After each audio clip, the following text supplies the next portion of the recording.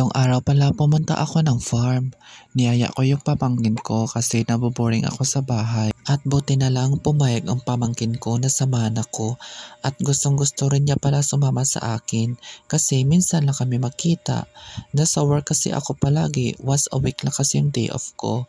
Minsan di pa ako umuwi. Kaya naman sinabihan ko yung pamangkin ko na videohan niya ako para kahit papano meron naman akong memories if matagalan naman akong umuwi ulit. At worth it naman yung pagpunta namin ng farm kasi hapon na tirik pa yung araw. Sabi ko sa kanya, ayusin niya yung pag-video sa akin kasi pag hindi, tatalon talaga ako dyan sa putikan.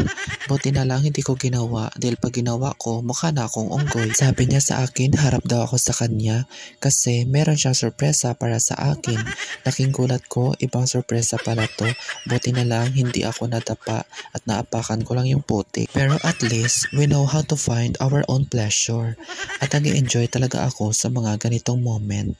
Masarap kasi balik-balikan yung mga nakaraan. Buti na lang ginagawa ko pa kahit malaki na ako. Sabi ng pamangkin ko, tatalo naman daw ako kasi banding namin to. Sabi ko sa kanya, lagot ka sa akin ha pag mahulog ako. Buti na lang successful yung pagtalon ko. Syempre, ginalingan ko. Ayaw ko naman ng pahiya. Ikaw ba naman mahulog sa putikan, di ka tatawanan? Hindi na talaga naaawa yung pamangkin ko kung ano-ano na lang pinanggagawa niya sa akin.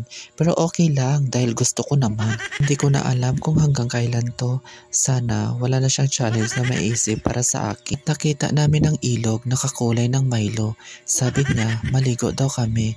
Pero hindi ko pa kaya maligo sa ilog na ganyan ang kulay. Hindi namin alam baka mayroong snake dyan or crocodile. Di bali na mukha naman kaming animals. Mukha lang naman ng animals pero tao pa rin naman. Hindi talaga sa plano ko ang maligo sa ilog na kulay Milo. Gusto kong umakyat sa puno ng seresa para mangawa ng bunga. Nagugutom na kaya ako. Chine-check ko muna yung dinadaanan ko kasi nakakatakot. Baka may snake. Sinimulan ko na ang pag-akyat sa puno ng seresa para manguha ng bunga. Laking gulat ko, wala na palang bunga, kulay verde pa. Dahil sa walang hinog, magpapakyut-kyut na lang ako sa camera kahit hindi cute. Ang importante, cute. Sabi ng pamangkin ko, meron pa daw bunga, hanapin ko lang. Halos mahulog na ako sa kakahanap, pero wala naman talaga. Parang niloloko naman niya ako. Tiningnan ko sa kabilang side kung meron pa, wala naman talaga. Sabi ko, kanina ka pa, sino inuuto mo? Uwi na tayo. Pag mahulog ako dyan, makakaligo talaga ako sa ilog na kulay Milo. Buti na lang natapos na yung mga kalokohan namin. Sinabihan ko siya, napagod ako dun ha, nakakainis ka talaga kung ano-ano na lang mga inuutos mo sa akin. Sa ganda ng panahon, parang gusto pa rin namin gumala ng gumala. At saka hindi na namin alam ang daan pa uwi.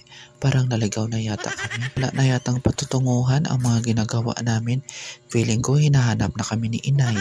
At hindi talaga makakamove on ang pamangkin ko sa ilog na kulay Milo na yan. Iwan ko ba kung anong meron sa ilog? Bakit tinatawag siya ng ilog? My gosh, nakakatakot naman. Sabi niya sa akin, talunin ko daw yung pangpang ng ilog. Grabe na talaga to. Pag tinalon ko yan, hindi kaya balik-balik ang mga buto ko? What if hindi sa tubig at sa lupa ang nagapak? Balik talaga. At nagpapatuloy naman kami sa paglalakad hanggang makarating kami sa kasiutan at kawayanan. Sabi ng pamangkin ko, diyan naman daw kami dadaan. Grabe, nakakaloka. Baka lagusan yan papunta sa ibang planeta. Tiningnan ko pa kung saan ang daan pero wala talaga. Ilog pa rin ang nakita ko na kulay Milo. Sabi ko, alis na tayo, baka bahayan ng mga ahas. Lumipat naman kami sa kabila para tingnan kung ano ang meron. Sa tirik ng araw, makikita ko pa ang mga magagandang tanawin. Yung videographer ko parang pasma na yung kamay niya. Pagpasensyahan nyo na, kahit nga ako parang naduduling din ang mata ko sa kakanood ng vlog na to. Iniisip ko din minsan na baka may aswang din sa lugar na ito kasi malapit nang magtakip silim. Magsilabasan na ang mga hindi nakikita. At kita nyo naman, puro kasiutan ang paligid. At hindi ko talaga makakalimutan ang araw na ito kasi nag-enjoy kami sa aming mga kalokohan. Sinabihan ko yung pamangkin ko na umuwi na kami kasi pagod na ako sa mga uto-uto niya. At kahit anong gawin, nandyan pa rin parati yung kulay Milo na ilog.